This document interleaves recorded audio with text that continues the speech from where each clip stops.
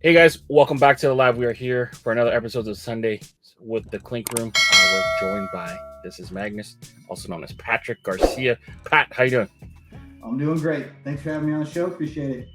Yeah, it was a long time coming. I've been following you for a little while here. You've kind of burst on the scene as one of the most iconic kind of 2 weeks in Clink. Number one was when you did the alternate material with casters and the marble fabric. We haven't seen anything like that since. And I believe was that part of Dragon Week?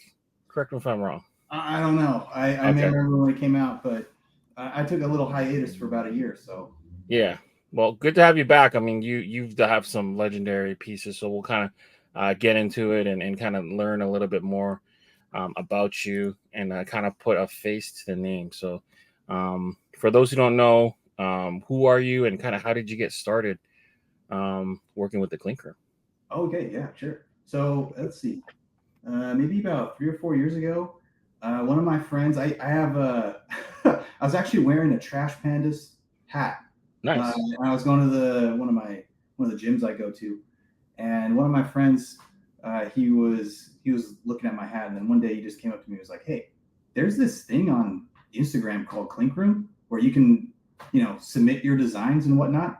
And he knows that I like these minor league team logos. Right. So he's like, "Hey, why don't you just give it a whirl?" So that's when I submitted a squid. Nice. my suckers design. It was on a purple hat. Probably looked ridiculous, but I don't know. And Casey liked it, I guess. So there you have it. That's how I started with the Clink Room.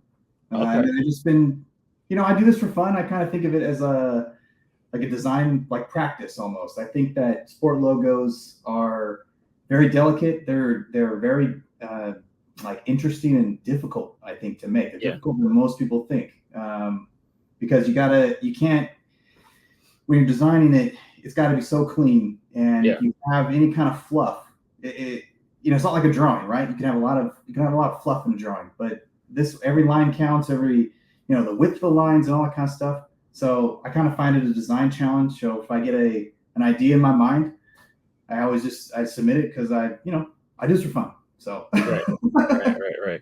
Are you like a big sports fan? Do you have any teams that you kind of root for? Yeah. So I used to watch a lot of soccer, which I know they don't really have a lot of this kind of stuff. But I think my one true thing that I like, I even play fantasy, which puts me on another level of weirdo.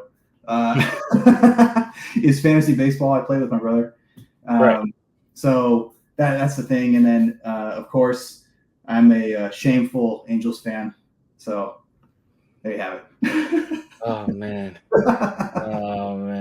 I mean, look, the Angels, it's tough, right? I think I look at you guys kind of similar to the White Sox. You could change the management, you can change the players, you can change the team, the coaches, whatever. If it comes back to your owner sucks, your team's gonna suck.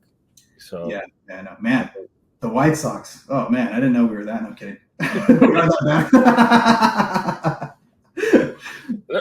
I just think of it because you guys had Trout and Ohtani in their primes, and it just couldn't work for whatever reason, and that should never happen. And I think they're reporting now. I don't know. I don't want to be the bearer of bad news, but they're saying Trout has another tear in his meniscus. Oh yeah, he's out for the season. I know. I play tennis. I know all the things. Come on. Okay. All right. Yeah. But like 3 hours ago.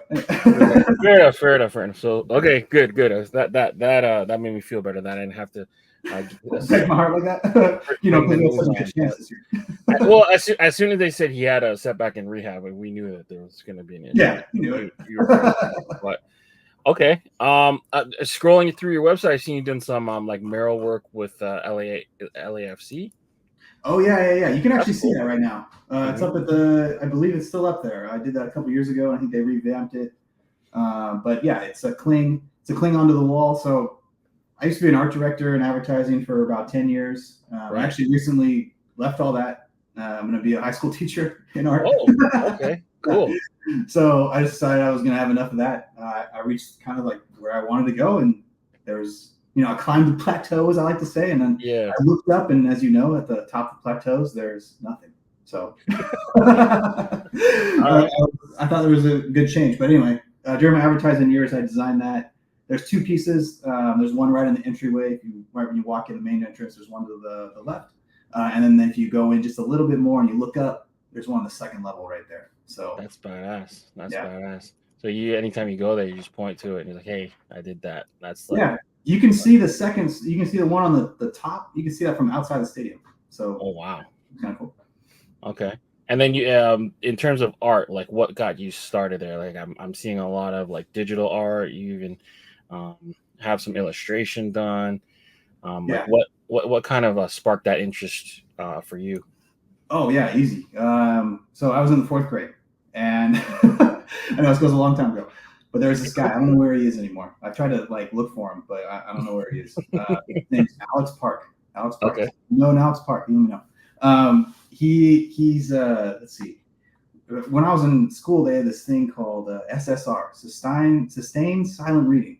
I don't know if you knew about that or anything. I'm Canadian, so our systems are completely different. So you guys have better education. Okay, anyway. That's it. So basically it was an initiative to get people to read more. So, but our teacher allowed us to draw. And so I was sitting there, at my desk, I have my little book here, pretending to read. I was a poor reader, and I had Goosebumps. I don't know if you like Goosebumps or not. Yeah, those covers really inspired me too. So I was just looking at my cover. Really, it's what I was doing. I wasn't really reading. And then this kid in the back, Alex Park, he was drawing these just like, I don't know, they probably weren't even good at the time, but he was drawing these aliens just real quick. It'd take him about 20 seconds. And he, I went over there and I was looking at him draw, and he gave me two pieces, two of them. And then what he did after that, I thought to myself, like, oh man, I want to be like this guy. So I practiced, and let's see, in the 7th grade, I was artist of the year at my school, and in 8th grade, same thing. And when we were graduating, he went to another high school than I did, and I gave him back one of the drawings he gave me, and I said, thanks for the inspiration. And he threw it away. He put it in the trash. He's like, what is this? No, exactly right. But he said, he's like, I don't do that anymore. So I just left it. I just left it in the trash. I still have the other one. I still have the original. That is hilarious. But yeah, that's how I started art, and I've never looked back. I draw every day. That's awesome. So, yeah.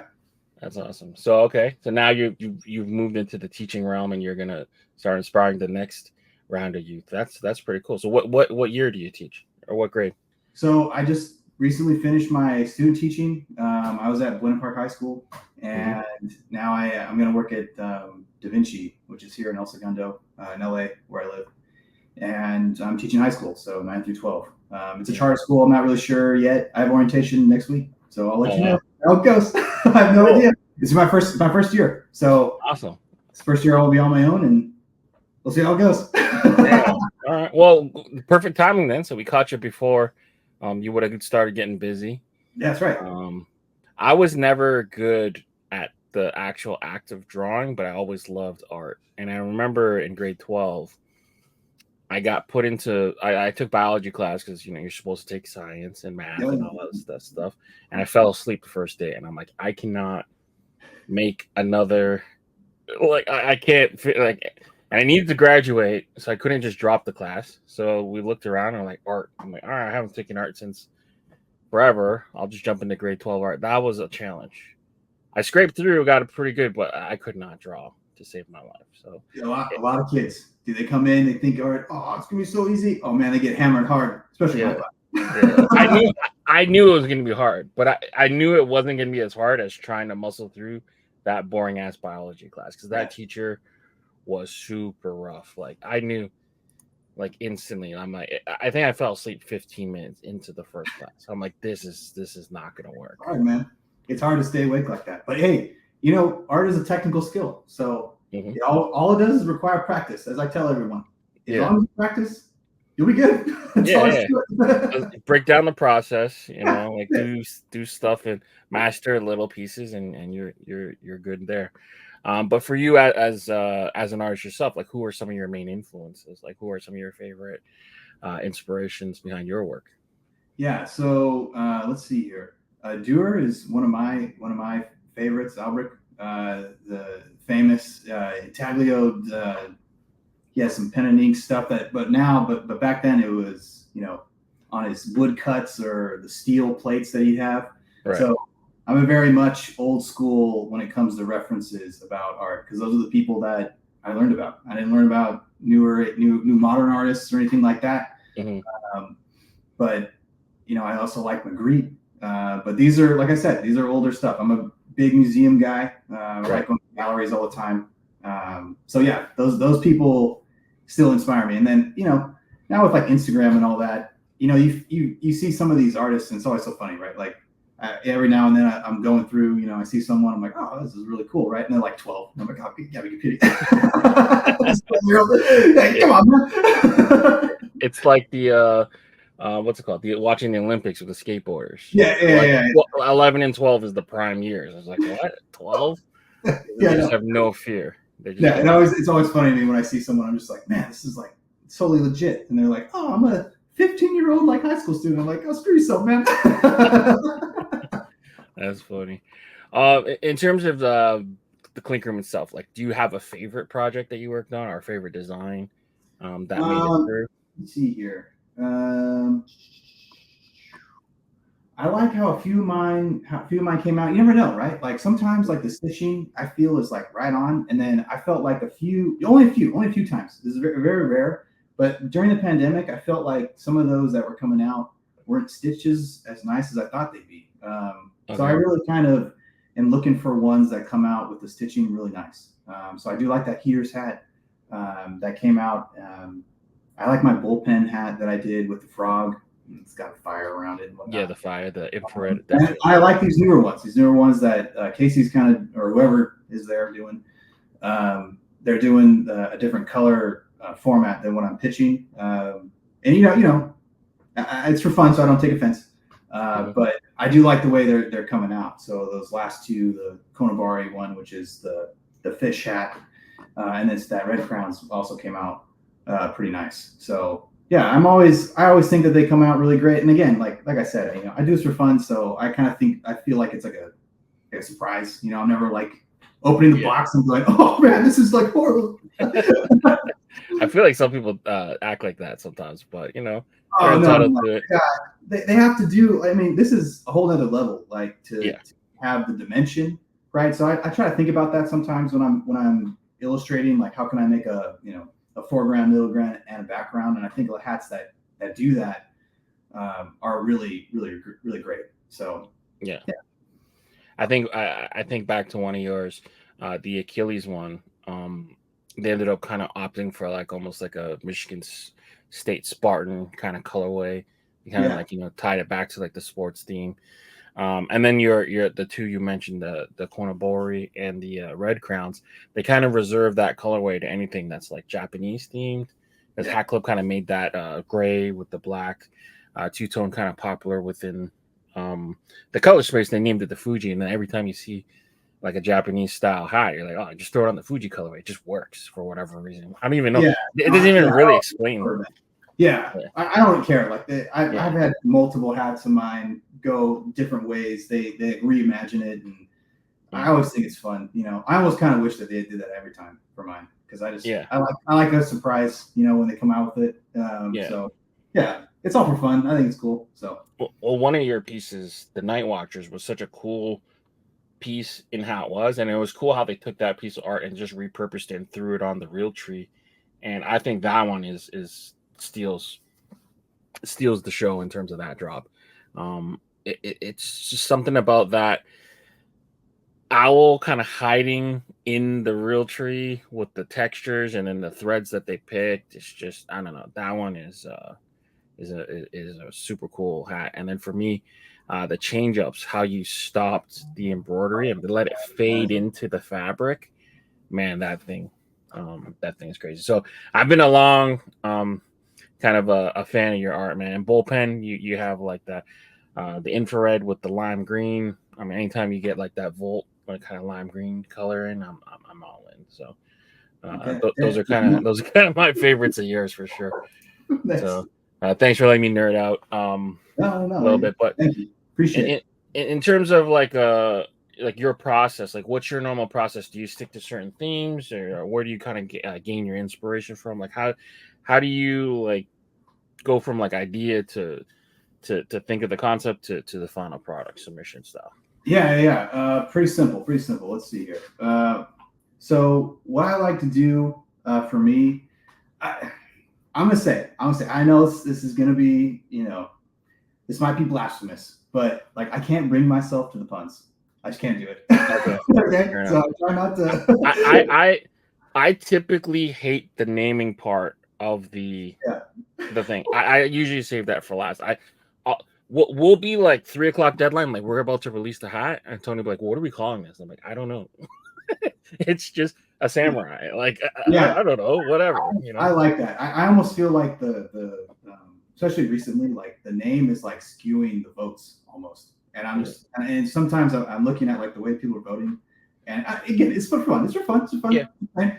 And I'm like, oh man, like really this one? I mean, yeah, great. It has clever name, but the issue that I have is sometimes a lot of them, like the design of it isn't as strong as it should be. But people are really like going for that name, right? And I was like, different, right? If it had like the name on it or something like that. But I always kind of think it's kind of funny when they kind of fall for the pun. But anyway, so what I try to do with my like process is I have an iPad, so I don't go to it right away. I do sketch first, always. Pen and paper first. Okay. I always do the sketch first. So I just recently did one today, actually. But I'll sketch out something. So here it is, right? There's Sky Dragon for you. Right? So I'll sketch that out. And then what I'll do is I'll put it onto my iPad, and I'll do that in Fresco. And then once that's done, I'll color it as kind of like what I'm thinking.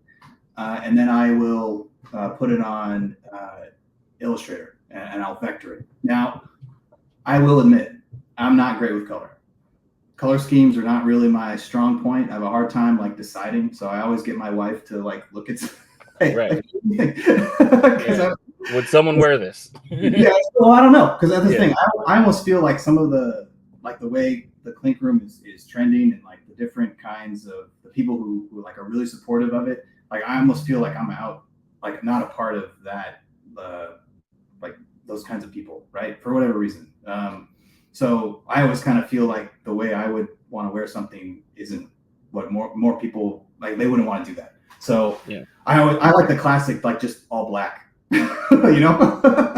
So some of these hats that are like pink, like I don't know if I can't really wear that outside, Right, so, but anyway, so a lot of my inspiration comes from like museums, or I'm a big sucker for animals and all that kind of stuff. So when an idea kind of pops into my mind, I just sketch it out real quick. I'll have a few thumbnails that I like to do, and then I'll execute. Nice. Yeah. And I used to do like a big story or whatnot with some of these, like some of my older designs were more baseball themed and whatnot. But now I feel like those ideas have all been tapped, right? We like seen every iteration of every possible thing. So I feel like now it's just like a piece of art almost. So there you go. Nice. I don't know, for whatever reason, without doing any research, when I first like kind of saw your stuff kind of roll through, I just pictured you as like some older Scandinavian guy, because I think a lot of your stuff's like mythology and wizards and different types of soldiers and something like that. This guy's like some Viking dude that just loves like Viking shit, and I was like, all right, cool. I do like that. That's Okay. I saw this one when I really made this one way back when. He's my favorite out of everybody, and yeah, so when I saw this one, I was like, oh yeah, I love the mythology. When they did that mythology like themed week, I thought that was so cool. Yeah, hell yeah. The Four Horsemen, Yeah, Yeah. yeah, that's awesome. Well, how do you kind of see your art evolving? So, like you mentioned, the not wanting to stick with the pun stuff. So, like, how do you kind of make your stuff resonate? Because the storytelling is one thing. I think like a good story or a good piece of art that kind of says something like that's needed, whether you're playing with words or not. But the other things, like as a designer, you mentioned a little bit, like has to be clean from far away. But like, what are the other things you can do to make your stuff stand out? Yeah, I'm honestly I'm going for stuff that's more unique when it comes to execution. I like seeing that stuff from people in the community when they come up with these designs that are like out there. So like what was it last week? There was like that bone collectors one. And I was like so strange in a good way, Yeah, in a good way. Yeah. Wait, don't judge me yet. That was I think you're fine. That was like almost like a social commentary on there's so many bones that like, or so many skulls, and like that's like the head bone collector, right? Yeah, and I that one, and I feel like a lot of them are kind of trending that way, like a lot more complicated. And I'd be curious to see how that comes out when it's stitched. So it could be, I don't know, right? It might not come out great, but I think like the idea of it is it's out there, and I think I like those out there ideas, and I've seen a few from that designer, and yeah, some of them are just like so strange, but I love them. They're great. yeah. I think part of it too is that there's so much competition, right? So like now, I don't know if it's gonna stay at 20, but for the most part, we're seeing 20 crits entries a week. Oh yeah. You're, out of those 20, maybe 3 to 4 make it to the final pre-order. So I think like the artists are kind of feeling like, hey, if I don't do this, then I gotta add this or I gotta add this. So like now it's becoming like a mural almost. Like there's just so much stuff to it. And then you see other artists like Rick Clifton just going the other way, where he's like this minimalist kind of artist now. So it's interesting to see kind of the competition and really like how the artists are just doing different things to make them stand out, and kind of just where it all lands, because no one really knows the magic formula. People throw out numbers, oh, it has to hit 30% or has to do that, but I mean ultimately it's up to Casey and the team. Yeah, I used to think like for a while, I thought that the magic, it wasn't a formula, but like the magic thing was skull. Yeah. And that was right. That's the thing, right? It was riding hard for like, it was like a tried and true thing, right? That like if it had skull in there, it had a good chance. But now I think that's kind of, it's disappearing a little bit, but I still think it's pretty strong. Like again, like it's a crowd voted thing, right? So yeah, the majority of people like skulls, and that's what we're gonna get. So yeah.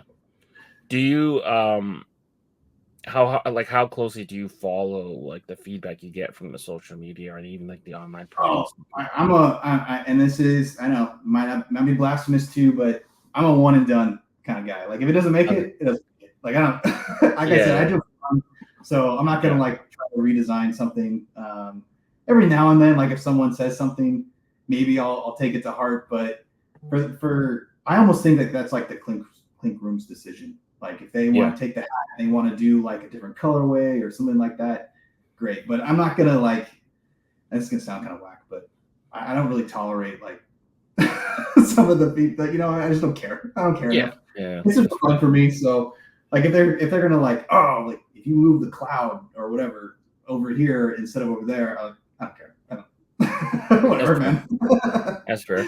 I just think like now for me, like kind of running through it because I had to drop this week, and just to see all the people comment about it, I was like, I could tell you why I did that, but I'm just not going to.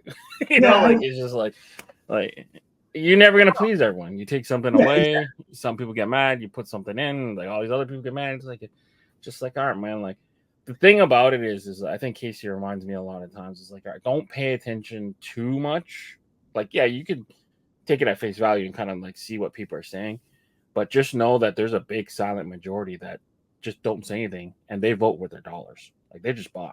Like you'll never hear about them. They'll never post. And then that's that's the thing. Like, you can't get too wrapped up about only the people making noise, or just the people that are, outwardly complaining, because there's a lot of people that don't say shit and buy a lot of hats, right? So Yeah, I think that's yeah. one thing. And it's just like I said, because I don't take it too seriously. I'm not one of those kinds of people, and I can be very critical on some of these. I have like the education to do it, but like why? People are having fun. Like, if you want to put a whatever on there, go for it. Yeah. Okay. Well, outside of art and design, like, what are some of your other hobbies or interests? Let's see. I only have one outside art and design. I'm a very streamlined person. I go to the zoo. I like zoos. Okay. Nice. Yeah, I have a nice camera, and I take these nice photos of animals, and I do fine art with them. So does my wife, and stuff. Cool. So she does these paintings back here behind me, and these are my pieces up top. But yeah, so she's a painter. So we take photos, and I do ballpoint pen work on my reference photos from animals. But I want to get a little bit more into fantasy, so it requires a lot of research photos. I don't take photos. I don't have photos up in my house about all these pictures of animals. I don't have that. It's all for research. I'm there for research. So that's one of my big hobbies. Yeah, that's rad. I have a specialist in anthropology, and in one of our classes, I remember they sent us to do analysis of like a gorilla enclosure or whatever. So we had to sit there and draw it out, and that was a fun little project I did in university. Yeah. And I applied that 0% in my practical life, but it was still a fun project. But do you guys go to different zoos all around?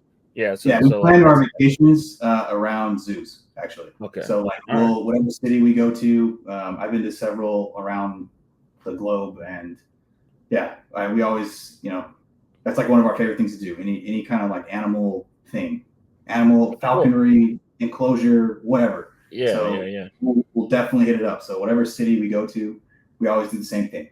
Let's see what kind of zoo they have. Who's your grail zoo? What's your ID, the one you are most excited to check off the list? Okay, so this is gonna sound so dorky. Lean into it. Fuck it. All right. Sorry for those who don't care about zoos. All right. Let's see here. So the San Diego Zoo, if you have not been to San Diego Zoo, that is prime time. Easily that's one of the main ones. Yeah. Oh, dude, the proper zoo in San Diego, not the Wild Animal Park, which is in Escondido, which is also cool. But the San Diego Zoo is going to have the most amount of animals per size. I would say they have a crazy amount of animals in there, and exotic ones that you would never even think about. And then I do like the DC Zoo. That zoo is actually pretty legit. It's for free. You can walk in there anytime you want. They have a pretty legit small mammal enclosure I really like. And then, you know what? I think one of my wife and I's one of our favorite zoos is the Living Desert out in Palm Springs. It's a quaint little zoo, and they have all breeds, types of animals that are native to California, and they're good viewing for a lot of these things. Let's see here. We've been the London Zoo is going to be legit in the next 10 years. They're going to rival San Diego. Mark my words, folks who are on the zoo, train. Who's buying the zoo stocks. All right. Who cares about zoos? Yeah, that's awesome. I'm pretty sure. So if you're ever out this way in Toronto, I'm pretty sure I still have connects through my old softball buddies to get you behind the scenes. Oh, really? At the Toronto Zoo, if you want to throw a pumpkin at a hippo so it can eat it, or I fed a hippo before. It's great. Oh, okay, yeah. Such a weird mouth, right? It's got that prehensile lip, that top lip, that kind of and then the molars are really behind. These flaps, and the tusks are really crazy. Just to see the tusks up and Well, so. I always say if you go to a zoo and you want to drop a lot of money, they'll let you do whatever you want. So if you want a real great encounter at a zoo, you just pay them a lot of money, and then they'll let you do whatever you want. Yeah, they're gonna do it anyway. They're gonna feed the animal anyway. So why do they care? You can get. I mean, some of these like close encounter things they're great, man. You can get right there, and with our camera and stuff, like you can get these amazing photos of these animals. And like again, man, I'm really big on the animals thing. So yeah, I love it. Yeah, I think like at its core, it's kind of depressing, but like what it does for wildlife in terms of the breeding programs and putting money into conservation, I think it's very important. And plus, it makes I think the ideal thing is to like try to make kids be interested in animals, and eventually maybe they pursue something. Yeah, you're exactly right. Exactly right. It starts with the appreciation. Without the appreciation, these animals got no chance. Because really, I mean, a lot of them, their half-life, it's close at this point. Like with the way our species is taken over, a lot of these animals don't got a prayer. Especially apex predators, like we're gonna knock them out in the next 100 years, easy. So like their only chance now is to the sacrifices that some of these make in these paddocks at zoos, or that's what they're doing. That's what they're there for. And it was really funny. There's I was at San Diego Zoo and they were doing a lion like chat, and someone asked this question like, doesn't the lion want to like roam around, right? And it was so great because the keeper just flat out because I'm sure she's heard this 1,000 times. She just like deadpan just goes, what makes you think that they want to do that?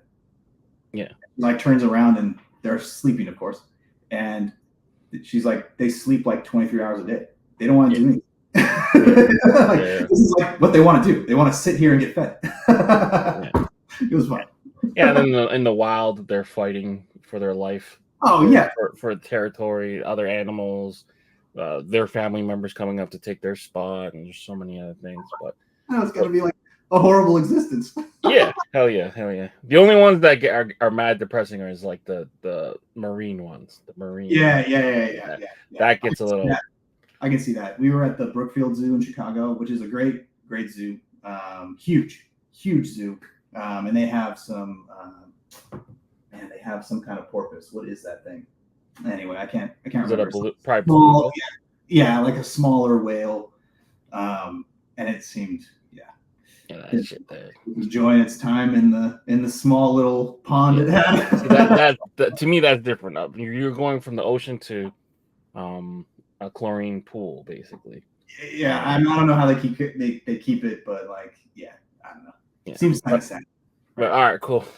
So we'll hop off that. People are probably steamed right now, but let's cover the week that happened. So this ain't normal. I had a drop with the Clink Room, so Fresh Colorways. You mentioned you like black hats, so one was good for you. 50% black hats. Give me your breakdown. What did you think? So I got to work on this essentially as a side project. A bunch of my early guests on this show, I was like, hey, want to color a hat? Nine times out of 5, they'd say yes, please. So I handed a bunch of the mock-ups into Casey. Casey picked his top 12.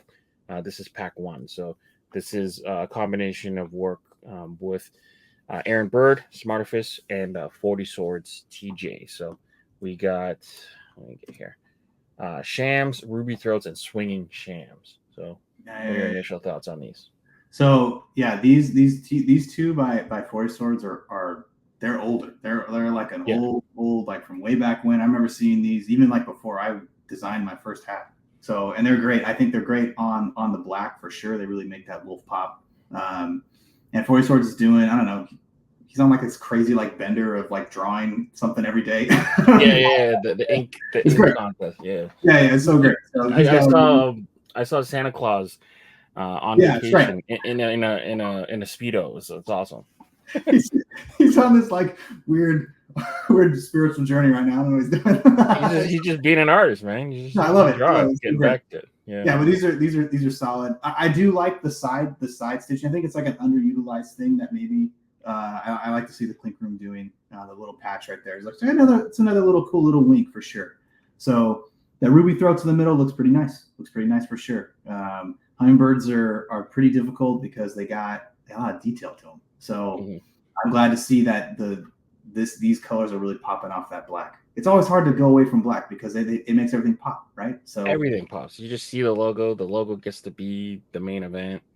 And yeah, I think the big thing with these two Shams pieces is just like the original versions of these just didn't come in black. And I'm just like, I just want a black wearable one. I know, like, difficulty wise, it's not a high degree of difficulty, but this is stuff that I wanted, you know? Yeah, and these two specifically, I think what's really great about them is that it really goes back to the AA, AAA affiliate, single A affiliate. Like you could totally see this as a team, you know. Like I don't make it. Like if I owned a team, I'd be like the black sheep right here, man. You don't even need to. This is they you know, they fit so well. I love the idea behind both of them. I like I think it's always really difficult to do a full body, like in motion kind of thing.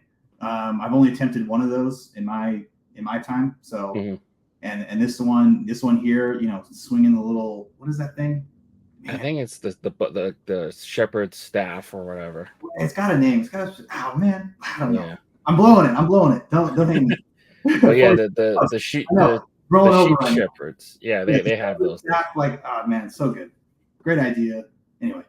All right. So those are the first three, and then these are the next three. So serial killers, good kitties, and flying fish. Right. So let's start with here. I'm gonna say this Catalina one is probably one of the best, like, of all time in my mind. Like it was one that the original colorway of this, they made it look like the Cubs, the sea and the fish here were almost transparent, right? The way they stitched it. Yeah. Remember that? Yeah, I definitely remember that. So the piece behind the wing that fell on the sea was like a lighter pink, and then the pieces that wasn't, it was like a lighter blue. It was like a real cool kind of effect. And time out, I looked it up. It's Shepherd's Crook. So there you go. We got it for you. There you go. But yeah. I just remember me having a debate on Pierre, who runs we run the other channel, Views from the Vault, and he was saying this thing's gonna embroider crazy. I'm like, there's no way they could do it. It looks translucent and whatever. And then when I saw it, I was like, yeah, I'm wrong. So, dude, yeah, that original is so hard to beat. I think this one still looks good. It's kind of hard to see if they're gonna be able to pull that off again, but I like the side stitching again. I think is a unique one for this, which is great. That's a nice little thing. So yeah, another really great one, I think, for sure. I mean, it's a classic. A lot of these are classic designs, so you know. Yeah. The good kitties, TJ mentioned like how much he wanted another crack at it because just to get the glow right on this one. Yeah. So I just tried to keep it, you know, regular black, gray, white. And then the serial killers, we ended up doing like a hour session. We got it how we wanted, and then like the next day, it's like, yo, man, I need to change it. So it ended up being this was the closer one to his final one after we had spent the time to recolor, which is fine. I'm cool with that. So we kind of went with his rendition, which I think this one came out better. So yeah, these are cool too, right? They both really pop, and I think I like about this whole set is that they're not overly complicated, which is good. I think that's really important, especially for the stitching on some of these hats. And I kind of think that, you know, like we talked about earlier, like a lot of them are kind of going more like very detailed. So I'm very curious to see how those come out. But as you can see, the tried and true ones are the ones that are, you know, they're not as complicated and they look great. I remember this Good Kitties one came out. It's very Looney Tunes. Yeah, it reminds you of Sylvester. Yeah, exactly. Right. It's like cut, stained from the same cloth right there. It's got the feathers coming out. Really cool little detail. And they have, you know, the halo, of course, great. And then the serial killers one. This is one of those pun ones that like these ones make me laugh sometimes. Like I don't like all of them. Yeah. Some of these are actually kind of funny. And this is especially because when they're doing the puns, whoever's doing them, right? There's like a 1,000 different ways they can come up with it, and to make like this like milk jug like demon. Yeah. It's very funny. So I like it. I like it on the red, and that the little hints of green right there really make it pop. So that's good.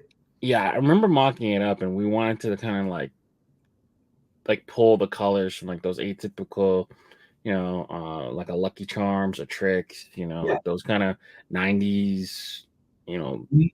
color palette of like just crazy bright, what will stick off the shelf. And I think that's funny, like that. This is like the most colorful hat out of the pack. It's just like screaming, like, buy me, buy me, buy me. So Yeah, no, it's great, and it looks great. It's really popping with that red. So that's good. It's a good one. yeah. So I like hopefully people get a chance to cop. The next pack is coming pretty soon. So I'm excited for people to see. And it's going to feature 2 other artists. So I kind of like the route that Casey picked. Just he got to cherry pick the ones he wanted the most. I mean, I obviously selfishly want all of them to come out, but so sometimes you don't always get what you want. But Sorry, I'm buddy, you're happy. not even. Yeah. Woe is me. Not all 50 are gonna get made. Only 12. So whatever. Only I'll 12. live. I'll live with it. Yeah, I'll live with it. But yeah, it's just great to be able to team up with artists and kind of see how they would color it, and we can go back and forth and work on it. So it was a cool project for sure. So Yeah. all right, enough about me. Enough about me. All right, moving forward. These are the last calls. So these are the next 6 hats we're going to cover. All have their pre-order ending at midnight tonight. We're going to kind of review them and kind of talk about them and give you guys a last chance or a last look before you guys do make the pre-orders at midnight. So Rewound by Lane and Aurelian. You mentioned Aurelian a little bit earlier. Coffee Rage, COD, and Design with Jake. And Passport to Hades. Good Idea, Ryan, and the Obi-Wan. Got together on that one. What are your thoughts on these? All right, we'll take it from the first one here. So these are ones like Aurelian does these sometimes. I almost feel like sometimes when he makes them, and this is just me. I always feel like he's maybe like a little too generous sometimes with some of his time. This one's strange to me. It's not my favorite for sure of his. But I get it. I know he's kind of got this. The reason why I like his pieces so much is that I think he's really kind of mastered the black lines, right? And how like the outline, the thickness is just right. And I feel like on some of the illustrations that he's doing, like this one in particular is I think it's a little too complicated for him. But yeah, again, not my taste, but I could be totally wrong. So that's just my thought on that one. So, yeah, what do you think about this one? So this one, I feel like it would work well, like either as a pin or a sticker. I just don't know how well it would work as a hat, just because of, like you mentioned, there's so much detail packed into it. Like even like the tape itself, like they burn 3-4 colors just in the tape. You can see like the black, the brown, the light brown, or sorry, 3 colors. But still, it's so crazy. It's so complicated. But it takes me back to a time. I mean, it takes me back to a time that I hated as a kid. Like, if your tape, if you're coming to this and you're trying to save your your radio remix tape, your little tape, you're sweating like that guy. So it doesn't invoke like a good emotion to me. Like, I get it. Like, I've done. We've all done this. If you've been born in the 80s, early 90s, you've done something like this to try to save your tape. So I don't know. I just think that,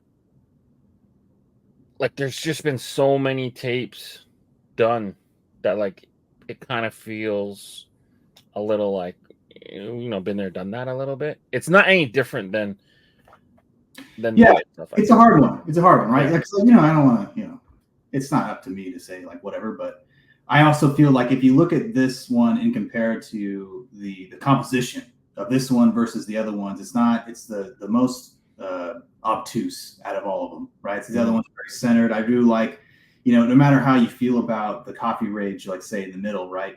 The fact that it's symmetrical is always, in my mind, I always like that. It always looks good, even if the design's not even that strong, right? This one's fine. I'm not saying that, but I'm saying is that a lot of times the symmetrical ones I think work really well. And over here to the right, that Passport to Hades, again, pretty complicated. I'd be curious to see how this goes. Again, I like your idea of like the sticker or something like that for this one.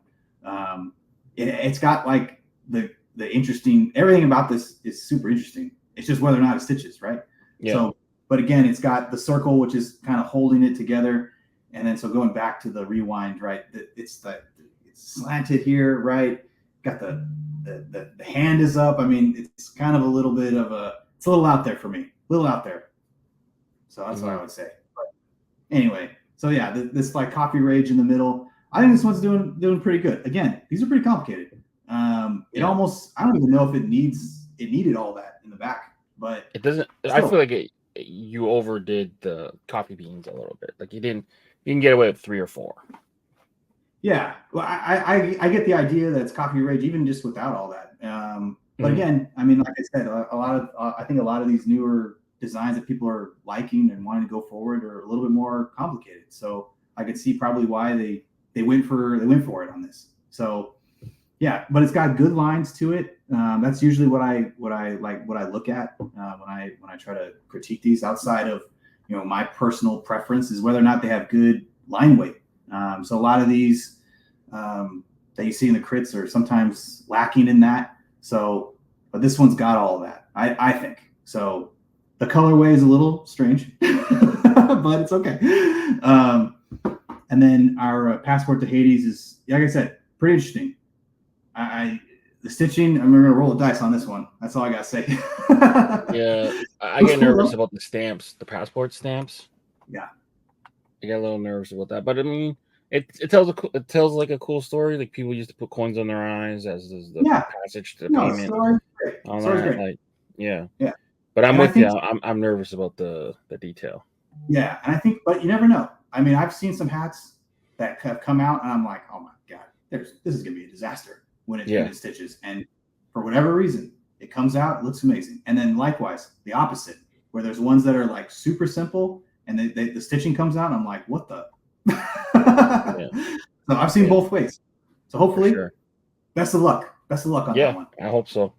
Yeah, art wise, all 3 really good art for sure. Yeah, there's no doubt, right? Like I'm not here to like kill anyone or anything like that. So and I think these are all really great. It's just those are my personal thoughts about it. So yeah. That circle of the passport to Hades one, it makes me feel like that would be like a really rad side patch. And then you could just do like an H that was like stamped on or something, like just have a cool kind of piece. It'd be interesting to see if like eventually Casey does something where you can submit your own side patch too, like, or even, that'd be cool. Whatever. But I just feel like that would be a real rad side piece. Yeah, I like the idea that when the side patches are here, I'll do it on the side. There you go. I like when the side patches are like a part of a theme. So like example like that, the Catalina one had its own thing. So like if they were all California, right? They'd all get the California with, and the Catalina one is like headlining it, right? Yeah. So they did that a couple of weeks ago, and I thought that was really cool. So yeah, that's what I would say. I think right now having everyone do a custom one right here, probably a little too complicated, but it's a cool idea. But I like when they all match, like every week there's like a right? Those are cool. Yeah, I think in terms of like legal and submissions, the case is probably just shaking his head like, no way. Like, it's already a nightmare. It's got to be a nightmare for all these, right? Because so many people want to do it, and then like you gotta like, you gotta break a few hearts here, and that's how I tough, see it. Man. It's tough. It's not easy. It's not easy being the boss. But all right, what are the next 3 we got? Like-minded, Royal Reckoning, and Hooch Hustler. What are your thoughts here? Okay, so let's go with our like-minded here, like what you're talking about, right? Mm-hmm. It's very simple for sure. I almost like these elegant designs that are like this because they're going to stitch really well. Whether or not it's like the coolest of all time, I don't know, but it does have a nice. It's got some swagger to it, I think, even though it's so simple. So that's good. I mean, it's going to be striking, and if they really punch up the stitching and really make it dimensional. Or if they make one side dimensional and have the other one faded back, that's going to look pretty sweet, I think. So simpler, but effective. You want to go through all 3 and then go back, or what do you want to do? Yeah. You can give me your quick analysis, then we can go back. And let's see. Okay, Royal Reckoning. I mean, this is a cool illustration. Sorry, my head's out of screen here. It's cool. I got the big screen here so I can see what's going on. Let me see here. I mean, this is very Clink Room. Milos, dude, this is a Lord of the Rings nerd right here. So, but it looks really great. Whether or not it stitches is another story. So that's going to be the thing. It's a little hard to see kind of what's happening with the sword. I know because the sword is Plunged. he went for it. They went for it right here, right? With it's dimensional, right? So it's coming at us. So, but still, I mean, it's scary. I like it though. I like the flames around it. Really cool. But this is a Lord of the Rings person right here. And if they claim they're not, they'd be lying. Anyway.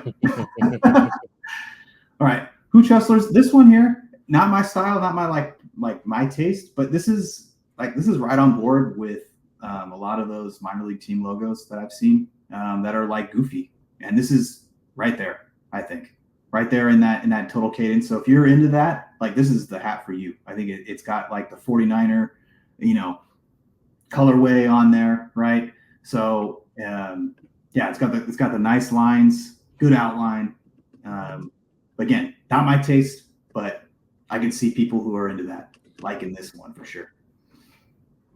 All right, so I'll go right to left because it's fresh on my mind. There's this little Easter egg in Hooch Hustler, which I think is insane, and it made me learn about it, so I'm gonna teach you about it. Apparently, that bone in his hat, you know what that is? No. I don't know anything about the Hooch Hustler. Okay. So I'm not well versed in the Moonshiners and what they do over there, but I remember the little tidbit about this design. That is a raccoon's penis bone, and that's used to stir, I guess, the drip or whatever, making it easy. Yeah, that's a real fact. That's a real fact. So you can look it up. They use that. And they included it in the design, which is insane. If you're gonna go that deep, good for you, man. yeah. Phil and Style apparently know their moonshine. So apparently. All right, I love it. Yeah. And then like your car, it's got the thing, the whatever they use to brew it and all that stuff, and it's an accurate depiction of moonshine. But that's it, right? That's like the that attention to detail, is rewarded here. And I think too, like if you're going to be, like I said, if it's like a minor league team or something like that, they're all going to have like a story like that. And I think that's why this one it's right in line with all of that. If this was a AAA team from, I don't know, Boise, I don't know, wherever they do their things, right? And I lived in Boise, dude, I'd be lining up for this thing for sure, because this is exactly what I would want, right? So there you go. I can't tell if the too, like in a jersey or something like that. Oh hell yeah, those tertiary designs. This is right there. Bingo. I can't tell if the 1-2 thing is offensive or not. Maybe not. I don't know. With the PC culture and cancel culture out there, but I think the design's cool. It's fun. Like you said, it fits like a minor league team. You can picture like a minor league team. Oh, totally. Picking this up and running with it. Royal Reckoning, Milos. It's a cool angle. We haven't really seen a lot of like Kingslayer stuff or like like killing a king. It's fantasy. It's rad. I just feel like the sword gets lost a little bit. It's not. It might get a little muddy, and I do worry a little bit about how it's gonna stitch out. Like the way he's got his posture, he's sitting on a throne, but like when you look at it from far, it almost looks like he's flying towards you, like, or crawling, like crawling, like he's on the floor or something. But he looks like he was just stabbed in the throne, so you almost don't see enough of the throne. There's not enough differentiation. Yeah. But it is I get you. Like it almost needed like the Abe Lincoln, Yeah. Kind of like the full figure, but on a hat, I mean, we're looking at this real small size. You don't have a lot of space to do it. Yeah. He went for it. So we'll see. We'll see how it comes out. Yeah, it would be cool to see like potentially like a part 2 where he just takes like the skull and the crown, and then maybe just has a dagger go through the face, maybe, or some kind of like Suicide King tie or whatever. Yeah, it's good pivot, and it makes it the design go a little squat, right? So it can fit that area, right? Because it's funny because when you design kind of like this hooch hustlers, right? They're getting the idea where it's, we're so used to designing portrait, but forced to design landscape. So really, it's really what you're working on. That one, it's really, really great. This is definitely like has to fit in that portrait design, like a portrait. But now if you take the skull and you have now the sword could be that portrait, or sorry, that landscape, right? Where we go long ways instead of tall. The skull can get as big as possible. Yeah, might be a cool little thing. So yeah. And then I'm with you with like-minded. I'm curious to see now the way I read the black as negative space, and then the blue would be raised. Yeah. So I hope they would raise it real strong, and then the black just either be flat stitch or even just negative space. This is all going to be in the stitching for sure. So I think that it's either going to look really, really great, or it's going to be really flat and like. I think Casey's going to nail it. The way they fill the bones is going to be how it gets texturized. I think like they could even have the same color, but then just break it out in different sections on like what's more raised and what's half raised and stuff like that. That's a whole other language. I tell Casey all the time, like you're like modeling in 4D, like stuff I don't even think about. But and that's why it's so hard, right? That's what's so hard with some of these, right? I know that the more complicated they get, like what's going to be raised, what's not going to be raised, but it's not my forte. So good thing I don't have to do that, huh? Yeah, exactly. That's why they pay him the big bucks. That's why he's doing it, yeah. Exactly. All right. Moving forward, this shock drop. So these two Clink classics are back. So Make Your Own Luck was the original design that we did in Clink Vision, and then one of the best sellers ever, Rock Paper Scissors by Phil Hauser. What are your thoughts here? So the Make Your Own Luck down there, right? Classic, right? Still looks good. I always thought I remember when it first came out, and I was thinking to myself, like, man, this is one of those ones where I was doubting the stitching. I was doubting it, and I was just like, man, there ain't no way this is gonna come out right. And sure enough, of course, egg on my face, right? Looks great. I like this. Again, forgive me for my color. I can't really see what that color is. It's either like a. It's like a rust. Yeah. Okay. Yeah, you're good. Like advertising, right? I can't see colors. But that color looks really great on this hat. I think it's going to look great. I love the little patch right here. So good. So that one looks good. Rock paper scissors up top. This is another one, right? Where I was thinking to myself, like maybe it's overly complicated, but if you notice the thickness of those black lines are really making this work. So I think this design's like dead in the water. Again, not my styling. I do like the symmetrical ones more. But yeah, this is like kind of what we're thinking, right? Where it's design landscape. It's I think what we need with our little Kingslayer one. But yeah, on the light blue looks pretty great. And I think I actually like the light blue because it matches those lines on the paper. That paper looks really good. They nailed the color on the paper for sure.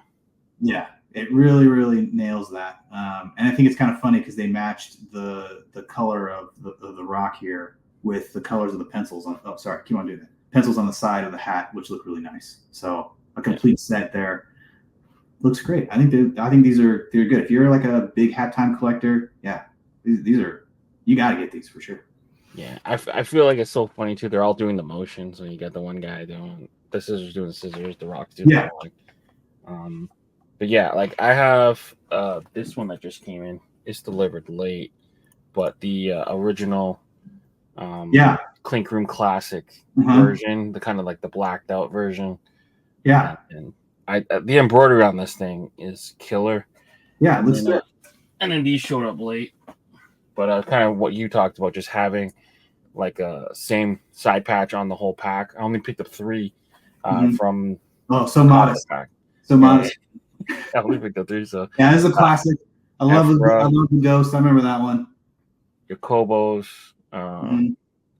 Samurai Kong. Yep. And then Brad Racin's.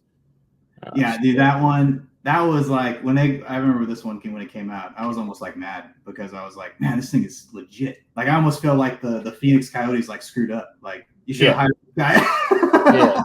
Yeah. You But missed it was it. like it was tying two things together that's so Phoenix, right? Like Yeah. the scorpion plus the old Kachina. It's just they nailed it. So those are kind of my mail calls. And then last but not least, so we're gonna be covering an upcoming Fresh Colorway Drop. So breaking news. So tomorrow for VIP members, and then Tuesday for general population, these will be available. So right in time for the There we go. Yeah. So a Ghost Army's back again. We got good. the history of hip hop, which is probably my pick. The one in the far right, you can't really see it, but it's the Statue of Liberty holding a boombox. Oh yeah, okay. Yeah, and then Win Studio on the bottom right with the bald eagle and what's it called? The Dead Presidents. That's an old. That one's a super old one, full count, and then the spaceman there. Yeah, those look. I mean, they all fit the part. I think these are going to be. If you're a USA, like I need to have an American flag out on my lawn. Then these I think all these hats are it. The ghost one's strange. I don't know what that. I mean, unless I'm missing something. I don't know why it's in this section here. I think all the other ones are hitting on the USA a little bit more. Ghost one is like an odd man out. I mean, it still looks great, but you know what I'm saying? Like I think the original Ghost Army is based on an old military. Hold on, I'll find out. Is that what it is? Then there you go. Then it works. Yeah. So it's a tribute to soldiers who are encouraged to creatively mislead, deceive, and befuddle their enemy, utilizing inflatable tanks, sound trucks, and scripts. Okay. Well, then so there you go. The old inflatable tank technique. So this was basically in 1944 when they had to where was it? The Ghost Army's designation as the 23rd headquarters of the Special Troops. I mean, apparently I got to read a book because I didn't know. I apologize, Ghost Army. Okay, it looks. I mean, like I said, it looks really great. I don't know. General population might not know anything about that, but for those history majors, they're gonna love this hat. Yeah. You walk around, the history convention of United States history. They're gonna be like all over this thing. Hey, museums go hand in hand with art galleries. So. Yeah, no. Again, I think all of these look really great. They look the part for sure. The stitching's really great. Again, I love the side patch is working here. So a solid little collection. Yeah, and that's military ways too. So whenever you see the flag, facing that way, it's military proper. So some people care about that, some people don't. I mean, most of us are civilians wearing these things. I think a lot of people care about it. Yeah. Because if you have it the other way, it means you're running backwards. That's the reason why. So it's a good touch. It's a good touch. Hey, whenever you get a chance, try to use it, and it's just one of those things you learn. Like, don't be like, hey, your flag's backwards. Like, there's a reason why these are, going through, like they've already stood the test, right? And they look great. I think they're all colored correctly. So a lot of good balance here. The blue is gonna look fantastic. Nice little pop of the red. So again, if you were a flag bearer or a history major, this is all you. Well, they introduced a new event this year, breakdancing. So I think the history of hip hop was like perfect breakdancing uniform. There you go. Yeah. I haven't seen that. I want to see it. I don't know how different it's going to be from the gymnasts who do the pommel horse, but we'll see. Yeah, we'll see. Yeah, we got to look up the schedule later. All right. Now we got crits. So these 20 designs are all going into Monday Morning Critz starting tomorrow. Go vote on your favorite right now. Only you can't do it right now. You got to do it tomorrow on the Clink Room story. So first one up, Worm Food. Clinker Josh Voles giving us a creepy omen. So what are you thinking here? Again, I mean, for this, like I said, we were talking about this earlier. Like one of the tried and true formulas is put a skull on it. Yeah. This is right in your face. I think actually this is going to stitch pretty well. The colorway seems pretty nice, I think, for something that's like the cane. The here.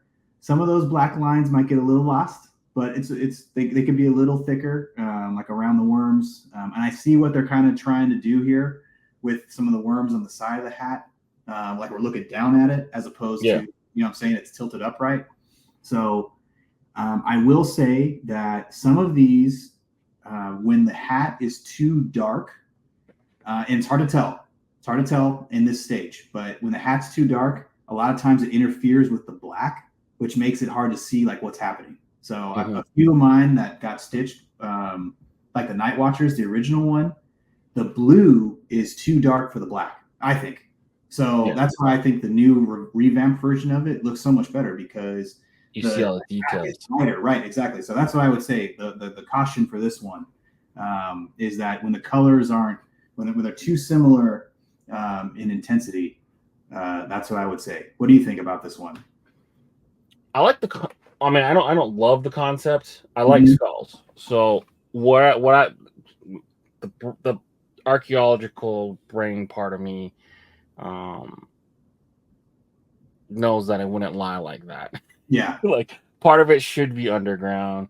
So he can kind of play with it to have it almost doesn't need the jaw. Yeah. And then we would go a little bit bigger with and you can kind of tilt the skull a little bit, have a little bit more underground, maybe even have maybe just the bottom jaw just kind of peeking out. I just feel like it's just like a weird composition a little bit. The art's cool. No, the art's cool for sure, but again, like going back to what we were talking about, this is a portrait design, so we need to get that landscape in there. I think this would be a lot stronger.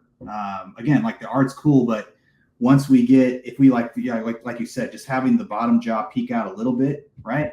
That makes the top, you can get the top of the skull a little bigger, right? I think that would work for sure. But yeah. But like that's a totally random, like not everyone's would have spent like 40 hours studying how garbage moves down over the years in dirt. So come on, Clinker Josh, you didn't like. But you didn't waste time in archaeology class. But like the skull's got to be a little more dirty. Some of it's got to be in the ground a little bit more. But other than that, it's cool. I like it. Yeah. Bloodhound, Creatures, and Heather. So Creatures really got together with Heather. Yeah, this one here. Again, I think this one's getting a little too tall. I think if the stakes were a little shorter, maybe we can get that dog a little bigger, right? I think the dog is right about at the max of the detail from what I can see. But pretty clean illustration, I would say. So that's good. I don't know. What do you think about this one? It's got some good line work. Yeah, it's fun design. It's a pun. My problem with some of these puns is like if it doesn't really go, you're just being literal with your puns almost. Like you're not playing with the word, you're just telling me what the word is. That's my thing. I feel like he just needs to be a little bit more ghoulish. Like just turn him more like art wise, like take the ears instead of just floppy ears. Maybe he's got a little bit of a slick back ear to look like hair a little bit, more vampire-ish. Give him a bigger canine, maybe a little bit of blood drip, and that way you don't have to play so much with these stakes and the extra collar. You don't really need it, like just lean more into the character. Just get the character to have more. Yeah, I think the thought is there. It's whether or not we need all the attention to detail. And again, the detail on the ear, especially, right? We have some of those lines in there. They got to be, they're too close in the color, I think. So we're going to lose a lot of that when it comes to some of the stitching, I think. So, but again, I like the idea of maybe getting the teeth a little bigger, right? You maybe see him coming down. He might look a little saber-tooth-like, so maybe that's why they didn't do it. Yeah, a little bit, yeah. Yeah. So, but I could see like there's that thought, right? Are they like bloodhound, like cutesy bloodhound, right? Like like maybe they have a bloodhound, maybe right? This is modeled off of their little pooch, but which is why they have the likeness. But or is it more like strange looking, right? And then we might lose the hound. So I'm just like thinking out loud, so I'm picturing maybe he's like a shade whiter, his brown's a shade blacker. You know, maybe he's holding a blood martini or something. You know, to really play into that kind of thing. Like, yeah, he's holding like a blood martini. The olive is an eye or something. I don't know. Just really play into like the character. Give me more character. I could see that leaning a little bit more in. I think you're looking for that attention to detail that the hooch brought us, right? Some little wink to some kind of vampire culture, or something like that. I know they're going with the stakes, but I think you want something a little bit more under the surface. Yeah, I think so. I got you. They're right there though. This is cool as is too. I'm just thinking out loud, like things I would add to it. All right. Then we got Bold and Brave from Wind Studio. Oh man, this guy is like the king of this like new era, I think, of Clink Room designs where they're like almost little mini illustrations, not necessarily logo art. So it's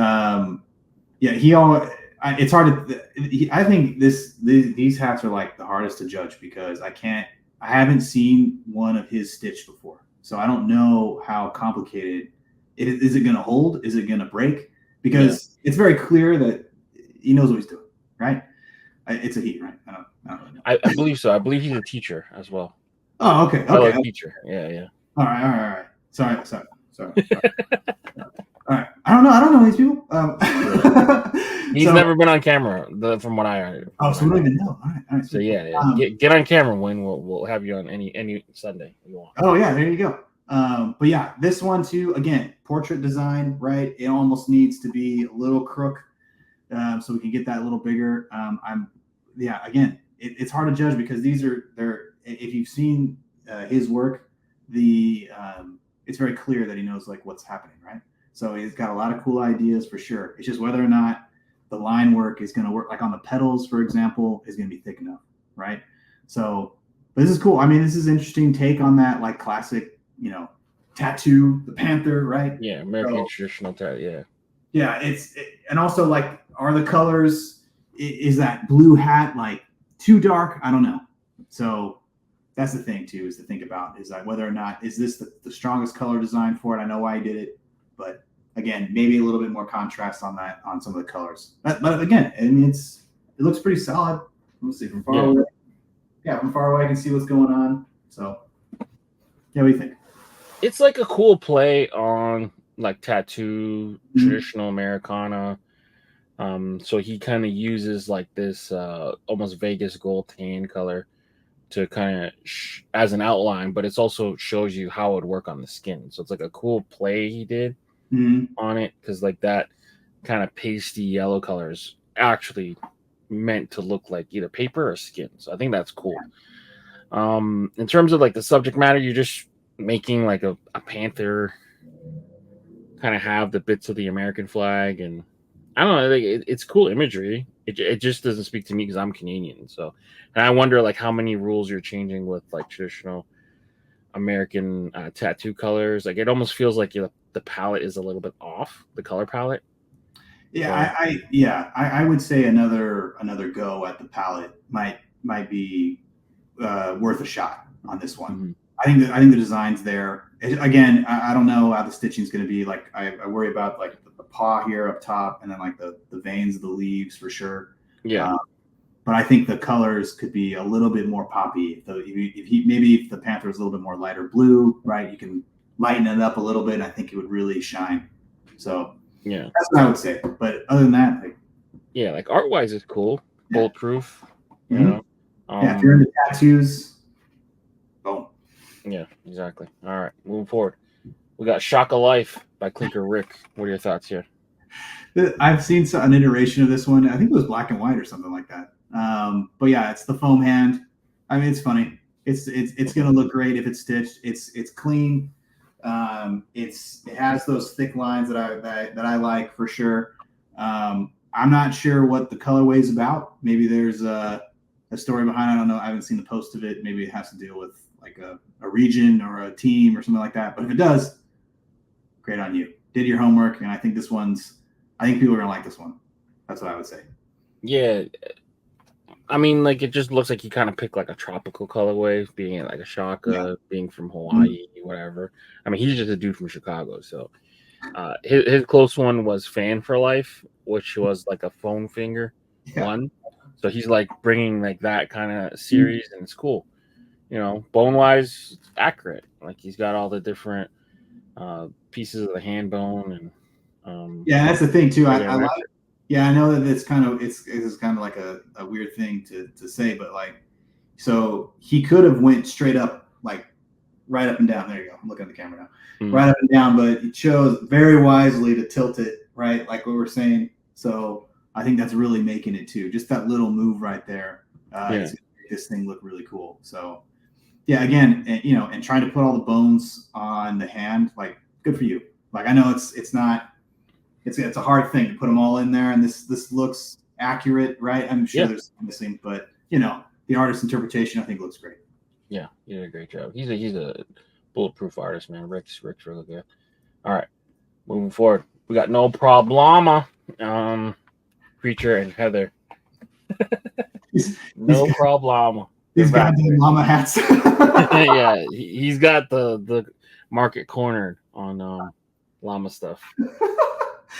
Oh man, I get these llama hats, man. Oh, dude, these are the ones I don't like these ones personally, but I can see a lot of people liking this.